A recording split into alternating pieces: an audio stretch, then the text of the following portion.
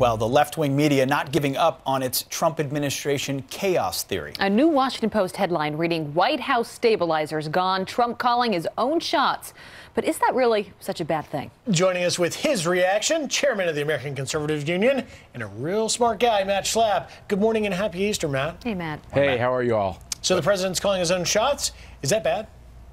Yeah, what a shock. I mean, I imagine that President Barack Obama never called his own shots, and he had all these smart people around him that just pushed him into decisions. This whole idea that President Trump is somehow chaotic and unique because he has his own strong point of view and is trying to push his administration in the way he sees fit is actually the way presidents operate in the job. I've seen it up close and personal. It's always difficult to convince a president to go off the course they want to be on because, after all, the people put them in that office and they feel a little bit of pride about the fact that they got themselves there. But isn't it normal, though, for you look throughout history, and you know this better than I do, but when you get into that role, it takes time to figure out the right people that you want around you, the people that think the way you do, that can challenge you in ways that maybe make for a more productive White House. Isn't this the smart thing to be doing?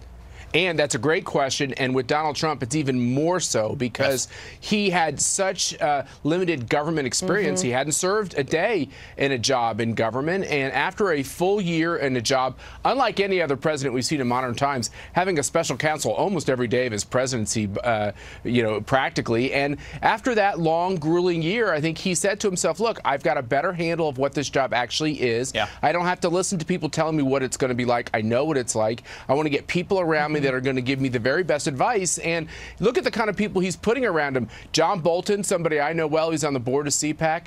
Larry Kudlow. These are not yes men. These are men who are going to walk in that Oval Office and give him their strong point of view. He also had to run against the Republican establishment in this process as well, so didn't have the normal reservoir that a politician would necessarily draw from. But Griff's been covering the California sanctuary city issue very, very closely. Governor Brown making pardons, the state a sanctuary city, but certain municipalities opting out, wanting to side with Jeff Sessions instead. As conservatives writ large, where should they stand on this clash as it pertains to sanctuary cities and immigration?